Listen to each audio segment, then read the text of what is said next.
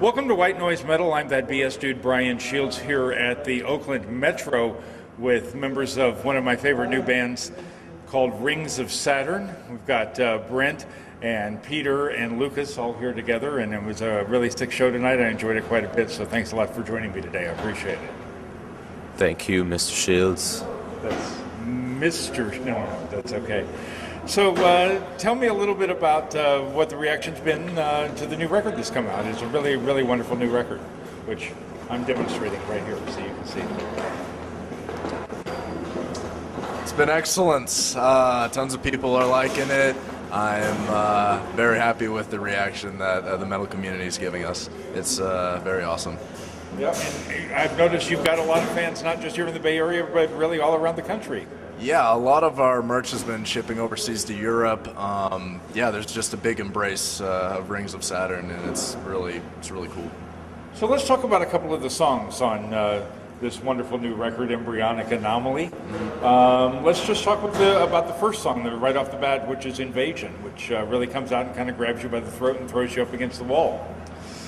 Yeah, that was the main idea behind the song. We really wanted to get in everybody's face, really show everybody what we could do as musicians, and just, play some death metal, man.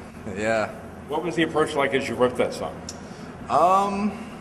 The approach would have to be just starting it off really melodic to grab some fans in, and then taking a more dissonant approach later in the song, as well as showing off a lot of Brent's drum techniques and Peter's vocal patterns, just to really put a nice groove on it. And lyrically, what was the approach there?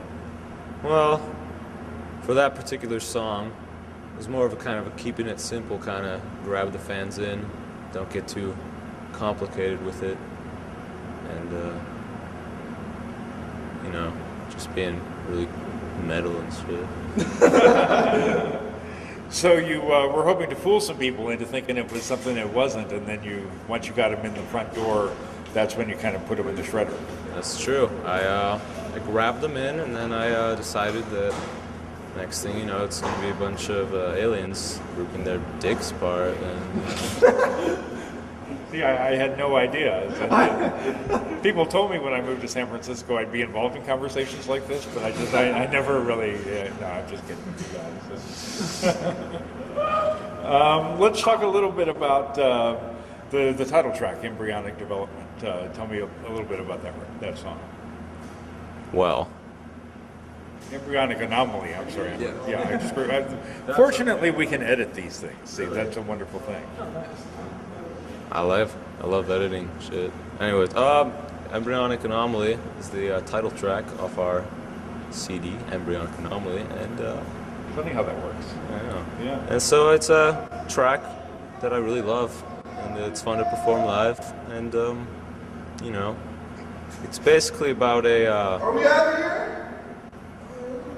It's basically about a fetus getting ripped out of a pregnant lady as she sleeps.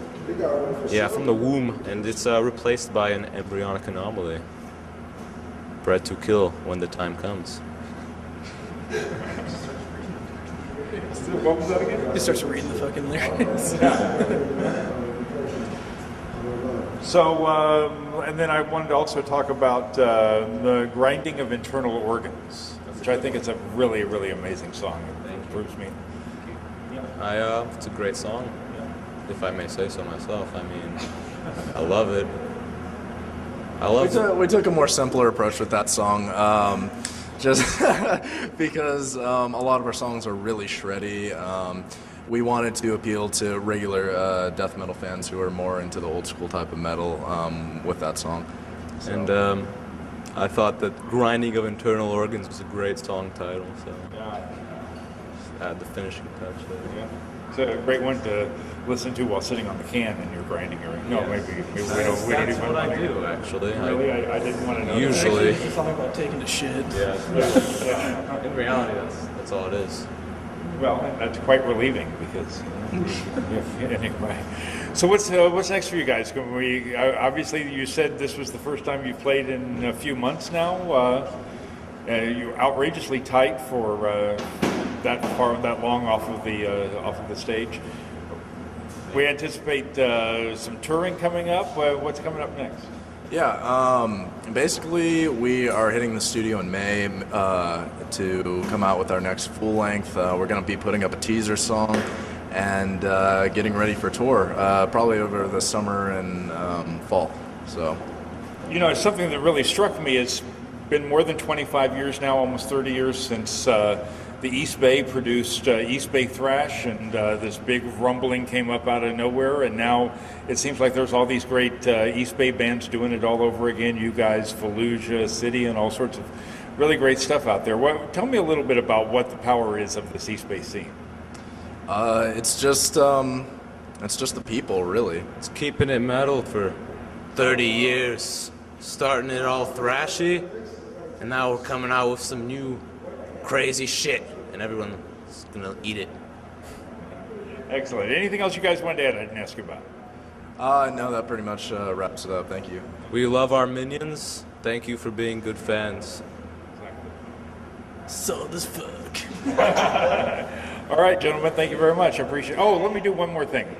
I do a segment on the show called Shit We Like, where I ask the bands that I interview to recommend bands that they're into, and I'm not talking about world famous bands, but bands that maybe that you've played with or that you like or that are around. So can you recommend some of the shit you like? I like Thy Art Is Murder, Hiroshima Will Burn, Byramia, The Boy Will Drown, a lot of stuff like that. I'd like to recommend a band we just played with, Embryonic Devourment. They kick ass. And also check out our friends in the Kennedy Vale.